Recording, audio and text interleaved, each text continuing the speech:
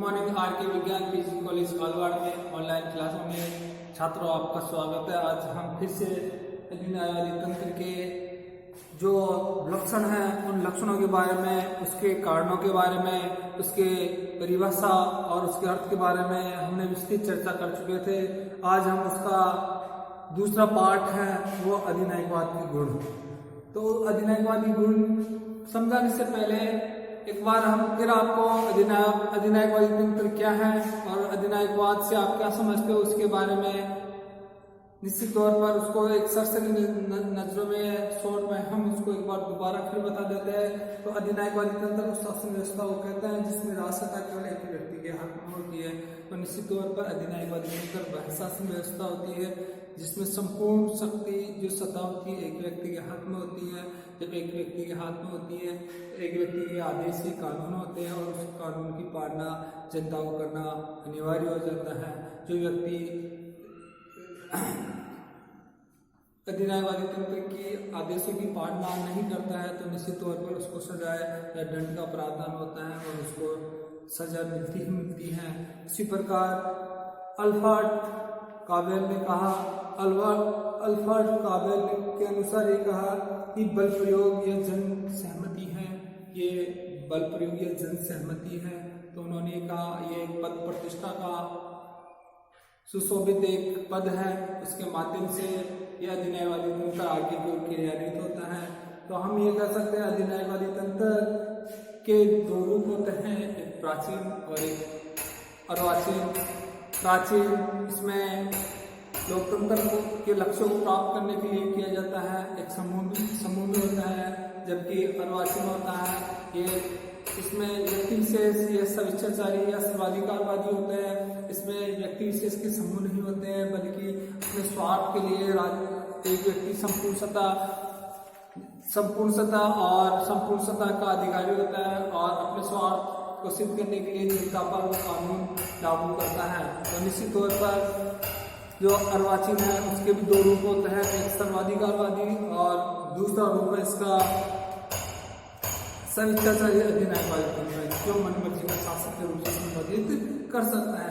तो हम ये कह सकते हैं कि अधिनायकवादी तंत्र के जो दो रूप के बाद में अधिनायकवादी तंत्र के भी लक्षण होते हैं, जो गुण होते हैं। पहला है लोकतंत्र विरोधी, लोकतंत्र का ये विरोध करता है, लोकतंत्र के लिए ये लोकतंत्र की खिल्ली उड़ाता है, इसको व्यवहारिक बताता है और एक ही इस प्रकार से संज्ञा देता है लोकतंत्र को ये सड़ने वाली लाश के समान है और संसदों को पातली दुकान की संज्ञा देता है जो लोकतंत्र के विरोध में है। निश्चित तौर पर यह अधिनायकवादी तंत्र के लक्षण है। उसी प्रकार अधिनायकवादी तंत्र के दूसरा लक्षण है उदारवाद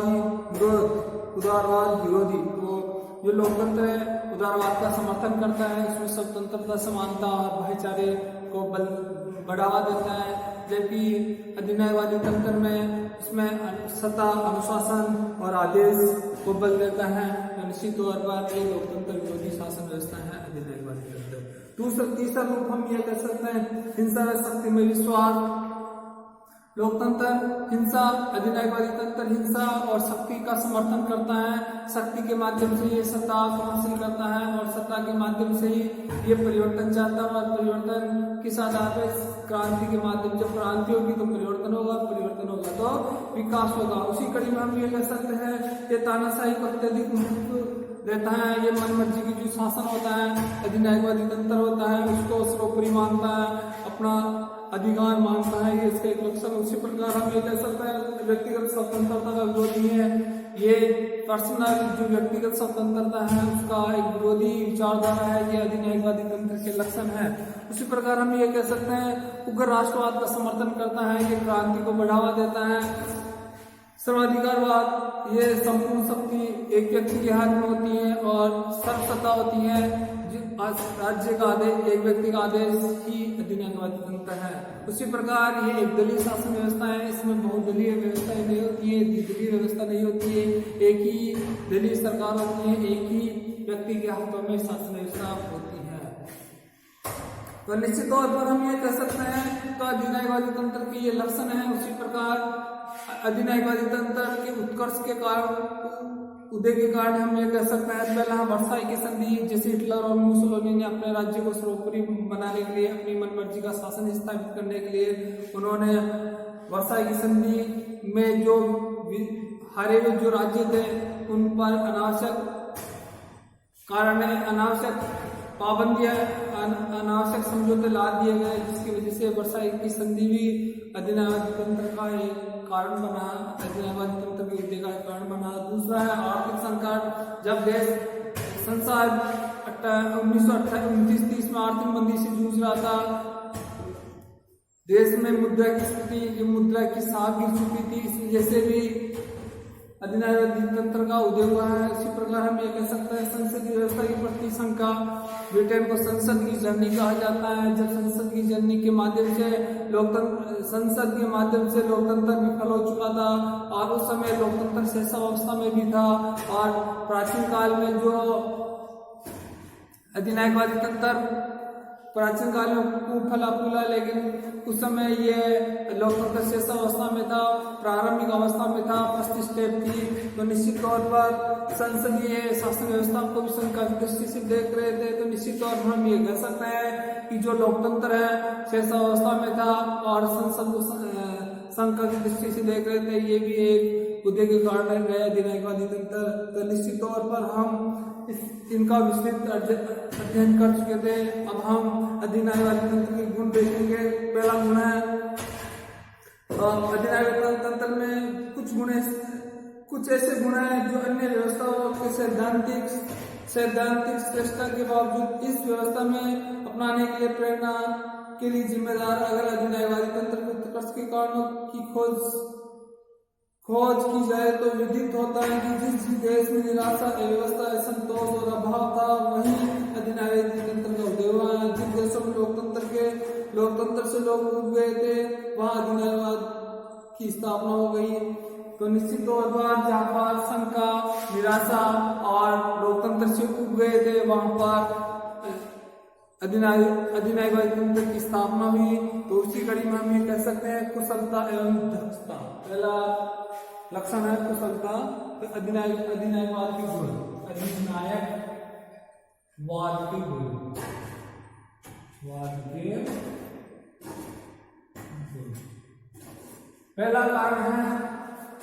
पहला गुण है कुशलता एवं दक्षता। कुशलता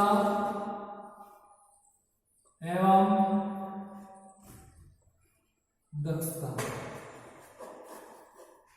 निश्चित तौर पर अधिनायकवादी तंत्र, इसमें कुशल व्यक्ति सत्ता को अपने हाथों में लेते हैं और योग्य व्यक्ति के हाथों में ही सत्ता होती है और वो कार्य सुव्यवस्थित ढंग से क्रियान्वित करते हैं। क्योंकि इससे पहले लोकतंत्र था, लोकतंत्र से जनता उब गई थी, उनमें निराशा के भाव पनप गए थे। लोकतंत्र में शासन व्यवस्था सही ढंग से क्रियान्वित नहीं थी। इस वजह से वहां पर जिन देशों में अधिनायकवादी तंत्र हुआ, वो कुशलता पूर्वक और दक्षता के माध्यम से श्रेष्ठ कार्य किया और धीरे धीरे वहां पर अधिनायकवादी तंत्र शासन व्यवस्था को अपनाने लग गए। तो अधिनायकवादी तंत्र में सबसे पहला गुण कुशल व्यक्ति के हाथों में सत्ता होती है और दक्षता से कार्य किया जाता है। योग्य व्यक्ति के हाथों में शासन व्यवस्था होती है और कार्य सुव्यवस्थित ढंग से क्रियान्वित किया जाता है। दूसरा है द्रुत गति से विकास। दूसरा है द्रुत गति से विकास। तो निश्चित तौर पर जहां पर लोकतंत्र होता है, लोकतंत्र में समय अधिक लगता है, जबकि अधिनायकवादी तंत्र में एक व्यक्ति के हाथ में सत्ता होती है, एक व्यक्ति के हाथ में सत्ता होगी तो निश्चित तौर पर कार्य में अति शीघ्रता से किसी प्रकार का कोई विवाद हो जाता है तो उस विवाद का निपटारा अति शीघ्रता से किया जाएगा और अति शीघ्रता से किया जाएगा तो निश्चित तौर पर वो कार्य द्रुत गति से, अति फास्ट तरीके से वो क्रियान्वित हो जाएगा और वो भी सुव्यवस्थित ढंग से क्रियान्वित होगा। तो निश्चित तौर पर द्रुत गति से विकास होता है। तीसरा गुण हम ये कह सकते हैं कि संकट काल के लिए उपयुक्त, संकट काल के लिए उपयुक्त। ये काफी मोस्ट इम्पोर्टेंट है। ये वर्तमान में भारत में जो लोकतंत्रीय शासन व्यवस्था है उसमें भी अनुच्छेद 352, अनुच्छेद 352, 356 और 360 ये इसके समकक्षी माना जाता है संकट काल में। तो निश्चित तौर पर अधिनायकवादी तंत्र से ही भारत की जो लोकतंत्रीय शासन व्यवस्था और राष्ट्र की जो शक्तियां हैं, इमरजेंसी जो आपातकालीन शक्तियां जो 3 अनुच्छेदों के तहत ली गई है उसी के तहत लिया गया है। तो निश्चित तौर पर संकट काल के लिए उपयुक्त है। जहाँ पर लोकतंत्र होता है वहां पर लोकतंत्र होने की वजह से वहां पर शासन व्यवस्था बहुत से लोगों के हाथों में क्रियान्वित होती है, क्रियान्वित होता है। जब क्रियान्वित होता है तो किसी प्रकार का देश में अगर बड़ा विवाद आ जाता है या अन्य देश भारत पर या अन्य देश किसी अन्य देश पर आक्रमण कर देता है और जहां पर लोकतंत्र हो उसका निर्णय बड़ी युद्ध की स्थिति हो जाती है, तो उसमें निर्णय देने में जो मीटिंग बुलाई जाती है संसदीय उसमें काफी समय लग जाता है, क्योंकि देश काफी विशाल का होता है। अगर एक व्यक्ति के हाथ में सत्ता होगी तो निश्चित तौर पर वो अति शीघ्रता के साथ वो निर्णय दे पाएंगे। जब अति शीघ्रता से वो निर्णय दे पाएंगे तो निश्चित तौर पर वहां की शासन व्यवस्था के लिए शासन व्यवस्था सही से क्रियान्वित होगी और किसी भी प्रकार का संकट नहीं होगा। तो निश्चित तौर पर अधिनायकवादी तंत्र संकट काल के लिए बहुत ही जरूरी है, बहुत ही उपयुक्त है और बहुत ही अच्छी है। वर्तमान में देश में जो भारत देश में जो शासन व्यवस्था है, राष्ट्र की जो शक्ति है 352, 356 और 360 वो अधिनायकवादी तंत्र को का ही रूप है, उसी को ही दर्शाती है। तो निश्चित तौर पर इमरजेंसी में अधिनायकवादी तंत्र श्रेष्ठ शासन व्यवस्था के रूप में जाना जाता है। तो निश्चित तौर पर ये सबसे बड़ा गुण है। उसी प्रकार हम ये कह सकते हैं कि राष्ट्रीय एकता की स्थापना, चौथा गुण है राष्ट्रीय एकता की स्थापना। राष्ट्रीय एकता की स्थापना, छात्रों आप सबको विदित होगा कि जब संपूर्ण शक्ति एक व्यक्ति के हाथ में होती है, संपूर्ण कर्ता धर्ता और योग्य शासकों के हाथों में शासन व्यवस्था होती है, तो राष्ट्र में एक राष्ट्रीय भावना होगी। तो निश्चित तौर पर जैसे भारत देश में ये शासन व्यवस्था विपरीत है, भारत देश की ये सबसे बड़ी विशेषता है, विविधता होते ही भारत देश एक है। लेकिन कभी कभार भारत में सांप्रदायिक दंगे फसाद हो जाते हैं, जातीय दंगे हो जाते हैं, तब ये बात नाकारा घोषित हो जाती है। तो निश्चित तौर पर अधिनायकवादी तंत्र में राष्ट्रीय एकता की भावना लोकतंत्र से प्रबल देखने को मिलती है। उसी कड़ी में हम ये कह सकते हैं कि विकासशील राज्य के लिए उपयुक्त अगला बिंदु है, अगला गुण है विकासशील राज्यों के लिए, विकासशील राष्ट्र के लिए काफी उपयुक्त शासन व्यवस्था है। विकासशील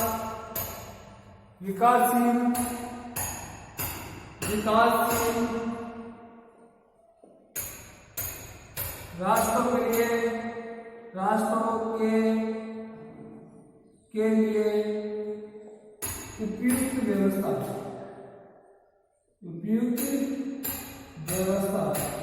तो छात्रों देश को, संसार को 3 भागों में बांटा जाता है, विकसित, अर्धविकसित और विकासशील। तो निश्चित तौर पर वर्तमान में मुख्यतः विकसित और विकासशील राष्ट्र में ही माना जाता है, और तीसरी दुनिया के जो राष्ट्र है वो अति पिछड़े होते हैं। तो विकासशील राष्ट्र जो विकास की ओर अग्रसर है, जो देश प्राचीन काल में समाज की वहां की जनता मुख्यतः जुड़ नहीं पाई गई थी और वहां का संसाधनों का अभाव है और संसाधनों से वो संघर्ष कर रहे हैं, और धीरे धीरे वो राष्ट्र को विकासशील से विकसित राष्ट्र की श्रेणी में लाना चाहते हैं। तो निश्चित तौर पर जिस देश को विकासशील से विकसित देशों की श्रेणी में लाना चाहते हैं, तो ये अधिनायकवादी तंत्र का जो गुण है वो काफी उपयुक्त है। तो अधिनायकवादी तंत्र के माध्यम से ही विकासशील राष्ट्र विकसित देशों की श्रेणी में आ सकते हैं, अन्यथा नहीं। तो ये काफी अधिनायकवादी तंत्र विकासशील राष्ट्रों के लिए काफी अच्छा शासन, काफी उपयुक्त शासन तो निश्चित तौर पर विकासशील राष्ट्रों के लिए अधिनायवादी तंत्र को अपनाना अति आवश्यक हो जाता है। इसी प्रकार हम कह सकते हैं बहुमुखी विकास, बहुमुखी विकास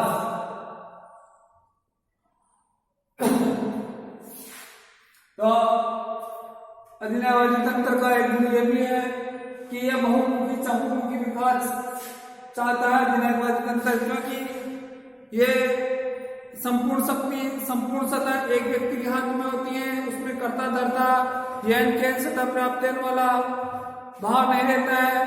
जो भी कार्य करना है एक व्यक्ति को करना है, वो चाहे अच्छा करे चाहे बुरा करे, तो निश्चित तौर पर विकासशील राष्ट्र में योग्य व्यक्ति और कुशल व्यक्ति की और दक्ष कुशल व्यक्ति के हाथ में शासन व्यवस्था होती है, और वो कुशल और जो दक्ष व्यक्ति हैं बड़ी दक्षता के साथ कार्य करते हैं।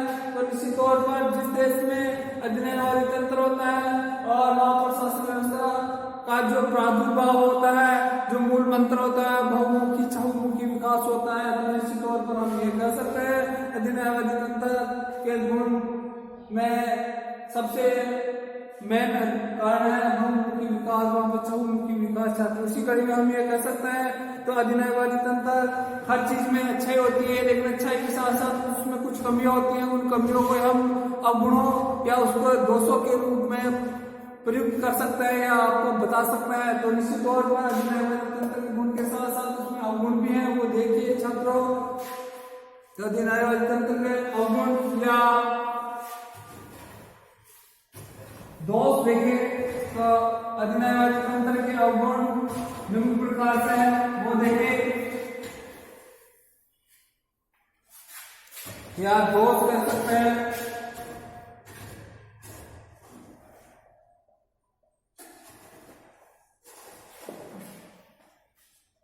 इससे पहले चल रहा था गुण कुशल और दक्ष व्यक्तियों के हाथों में बहुमुखी विकास, लेकिन हम ये कहेंगे कि अच्छाई के साथ साथ हर व्यक्ति सर्वगुण संपन्न नहीं होता है, उसमें कुछ ना कुछ कमियां होती हैं। उन कमियों को दूर करने के लिए उसमें जो अवगुण होते हैं उसमें जो दोष होते हैं उनको उजागर करना अति आवश्यक हो जाता है, और आवश्यकता उजागर करने के बाद उसमें कुछ सुधार हो जाए।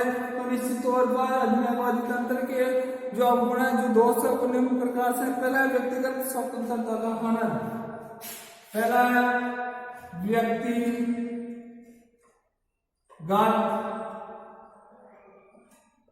स्वतंत्रता का हनन। छात्रों आप सबको विदित होना चाहिए अधिनायवादी तंत्र में एक व्यक्ति का शासन होता है, तो निश्चित तौर पर संपूर्ण शक्ति संपूर्ण सत्ता उसी के हाथों में होती है, और उसका आदेशी कानून होता है, और उस आदेशी करना जनता के लिए अनिवार्य हो जाता है। और जो व्यक्ति उसके आदेश की पालना नहीं करता है वो दंड का भागी होगा। तो निश्चित तौर पर इसमें व्यक्तिगत स्वतंत्रता का हनन होता है, क्योंकि अपनी अपनी स्वतंत्रताएं होती है, अपनी अपनी कुछ भावनाएं होती हैं। वो भावनाएं राजा की अधिनायवादी शक्तियों के साथ ही वो दब जाती है। तो निश्चित तौर पर राजा का आदेश सत्ता का आदेश है, और सत्ता का आदेश ही राजा का आदेश है। तो निश्चित तौर पर व्यक्तिगत स्वतंत्रता का हनन हो जाते हैं, इसमें किसी प्रकार के अधिकार नहीं मिलते हैं। उसी कड़ी में हम ये कह सकते हैं राज्यवाद का समर्थन। इसमें अधिनायवादी राज्य को साध्य और व्यक्ति को साधन मानता है। व्यक्ति अधिनायवादी राज्य में दास तुल्य हो जाता है। तो निश्चित तौर पर व्यक्ति को अधिनायवादी राज्य को साध्य और व्यक्ति को साधन मानता है। दूसरा कारण है राज्यवाद का समर्थन। राज्यवाद का समर्थन अधिनायवादी तंत्र में व्यक्ति को साधन माना है, जबकि यह मानना उचित नहीं है, क्योंकि व्यक्ति को भी साधन नहीं होता, साध्य होता है, और उनका अपने अपने लक्ष्य होता है। तो निश्चित तौर पर उनकी शक्तियां दबित हो जाती है। तीसरा कारण है शक्ति पर आधारित। तीसरा है शक्ति पर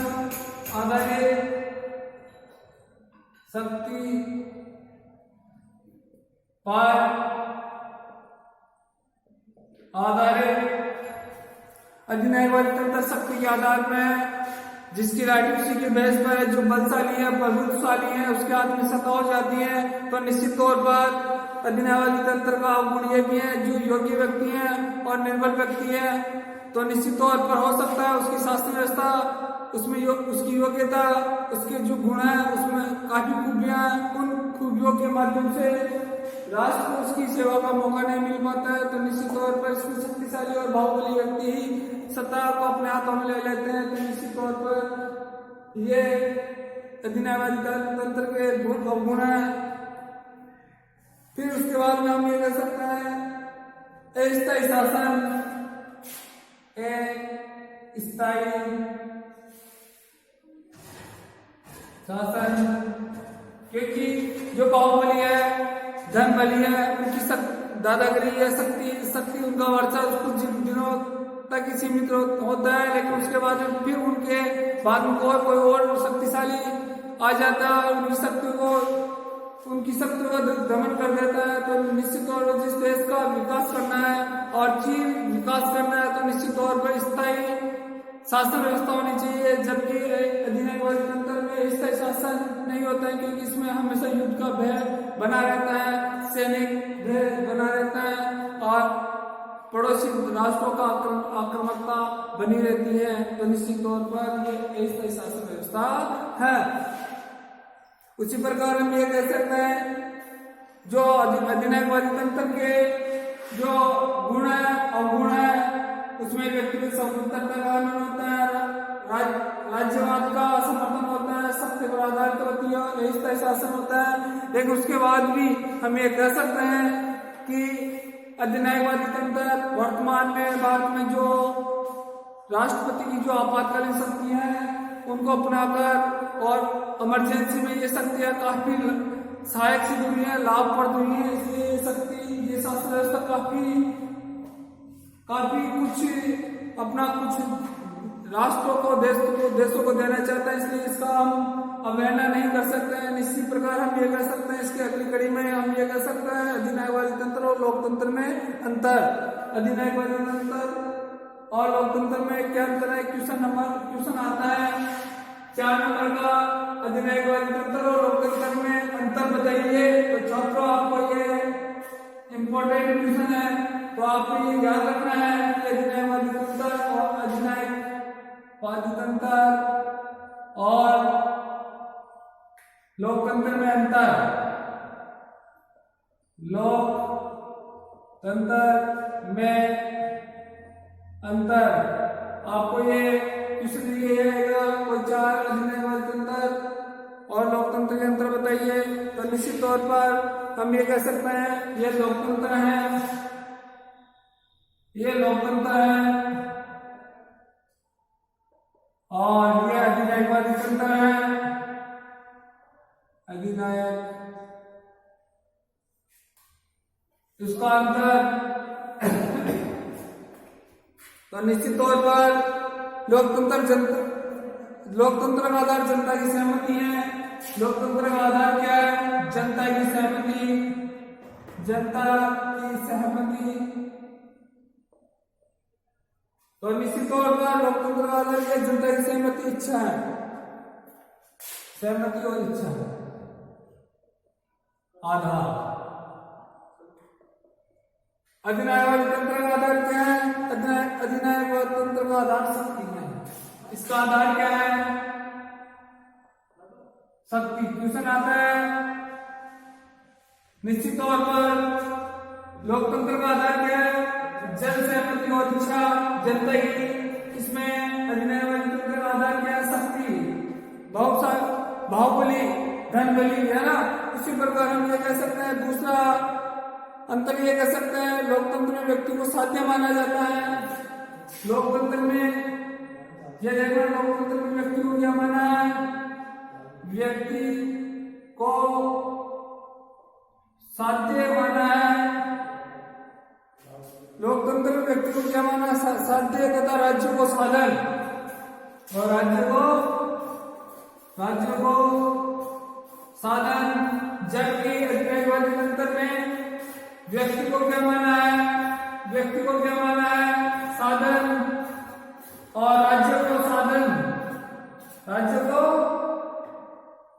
व्यक्ति को साधक और राज्य को साध्य जो अनुचित है, गलत है। कभी भी व्यक्ति साधन नहीं बन सकता है, एक पात्र नहीं बन सकता है, एक कटोरा नहीं बन सकता है, जबकि राज्य को एक साध्य माना है जो उपलब्ध है। इसका लक्ष्य नहीं होना चाहिए। उसी प्रकार तीसरा अंतर्नियम हम ये कह सकते हैं, लोकतंत्र में स्वतंत्रता, समानता और बंधुत्व पर आधारित है। लोकतंत्र में समानता,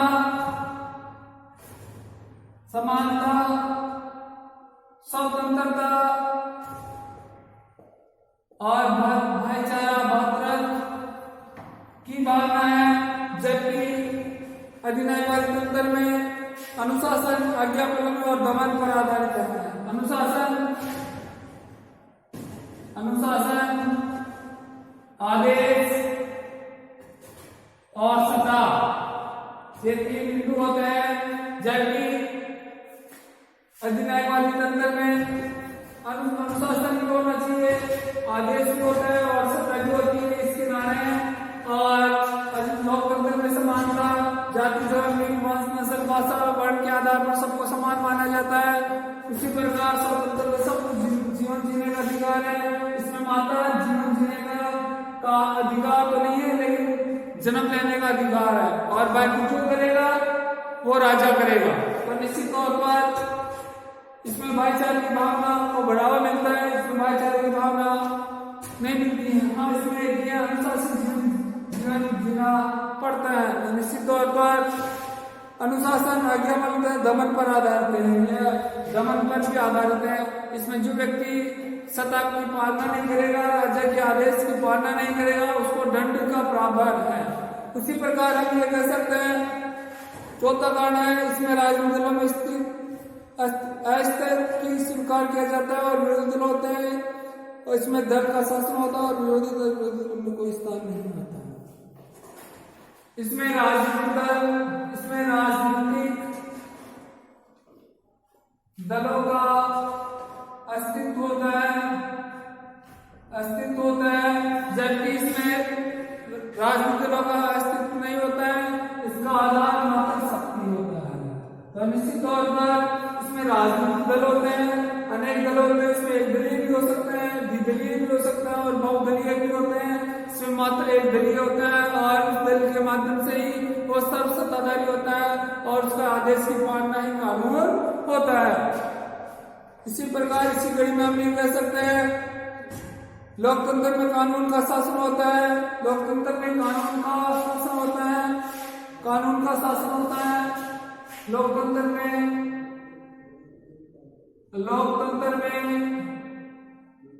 कानून का शासन होता है, जबकि अधिनायकवादी तंत्र में स्वेच्छाचारिता का शासन होता है, मनमर्जी का शासन होता है। स्वेच्छाचारिता का मतलब मनमर्जी का या स्वयं की इच्छा का शासन होता है। तो निश्चित तौर पर आपको ये बातें याद रखनी है और ये क्वेश्चन आते भी हैं। क्वेश्चन यही आएगा, अधिनायकवादी तंत्र और लोकतंत्र में अंतर बताइए छात्रों। इसके बाद में अंतर को देखे कौन से हैं।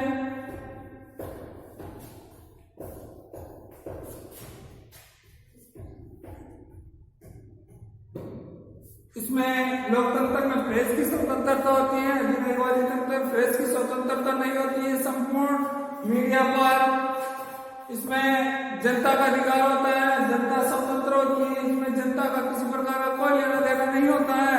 इसी प्रकार हम ये कह सकते हैं, इसमें सरकार उत्तरदायी होती है। इसमें लोकतंत्र में सरकार उत्तरदायी होती है, अधिनायकवादी तंत्र में सरकार की कोई जवाबदारी नहीं होती है, उत्तरदायी नहीं होती है। लोकतंत्र सरकार में नमनीय होता है, परिस्थितियों के अनुसार बदला जाता है। लोकतंत्र सरकार के लिए नमनीय होता है और इसमें कभी भी फेरबदल किया जा सकता है, जबकि अधिनायकवादी तंत्र लोकतंत्र के लिए नमनीय नहीं होता है, सरकार के लिए नमनीय नहीं होता है और उसमें फेरबदल नहीं किया जाता है। राजा का आदेश ही कानून होता है। तो निश्चित तौर पर छात्रों ये क्वेश्चन पूछ लिया जाता है, लोकतंत्र और अधिनायकवादी तंत्र में अंतर बताइए। तो आपको यह 4 या 5 या 6 अंतर पूछ सकता है। तो आपको ये शासन ये अंतर बताना है। इसी प्रकार हम ये एक बार फिर पुनः इसको रिपीट कर सकते हैं कि लोकतंत्र का तौर पीछे बड़ा क्वेश्चन आ सकता है। तो अधिनायक लोकतंत्र अधिनायकवादी तंत्र को हम इस प्रकार से परिभाषित फिर कर सकते हैं। शासन सत्ता एक व्यक्ति में निहित होती है और उसका आदेश ही कानून होते हैं। ये दो प्रकार के होते हैं, प्राचीन और अप्राचीन। अर्वाचीन भी दो प्रकार के होते हैं, एक सर्वाधिकारवादी अधिनायकवादी तंत्र क्वेश्चन आते हैं, एक सर्वोच्चकारी शासन। अधिनायकवादी तंत्र के लक्षण है वो लोकतंत्र विरोधी होते हैं, उदारवादी विरोधी होते हैं, हिंसा और शक्ति में विश्वास रखने वाले होते हैं, राज्य को अत्यधिक महत्व देते हैं, व्यक्तिगत स्वतंत्रता का विरोधी होते हैं, उग्र राष्ट्रवाद होते हैं और सर्वाधिकारवादी और एक दलीय शासन व्यवस्था होते हैं। उसी प्रकार हम ये कह सकते हैं अधिनायकवादी तंत्र के उत्कर्ष के कारण, जन्म के कारण, उदय के कारण वर्षाई की संधि, आर्थिक संकट, संसदीय व्यवस्था के प्रति शंका और अधिनायक लोकतंत्र का श्रेष्ठव काल। उसी प्रकार हम ये ले सकते हैं इसके कुशलता एवं दक्षता पाई जाती है, द्रुत गति से विकास होता है, संकट काल के लिए उपयुक्त होता है, राष्ट्रीय एकता की स्थापना होती है और विकासशील राज्य के लिए उपयुक्त होता है और बहुमुखी विकास होता है। इसी प्रकार हम ये कह सकते हैं उसके जो गुण है वो व्यक्तिगत स्वतंत्रता का पालन करते हैं, राष्ट्रवाद का समर्थन करते हैं, शक्ति पर आधारित और अस्थायी होते हैं। तो निश्चित तौर पर हम ये कह सकते हैं अधिनायकवादी तंत्र एक अच्छा शासन व्यवस्था है, लेकिन वर्तमान में ये शासन व्यवस्था आमजन के लिए, लोकतंत्री शासन व्यवस्था के लिए उपयुक्त नहीं है। जय हिंद, जय भारत।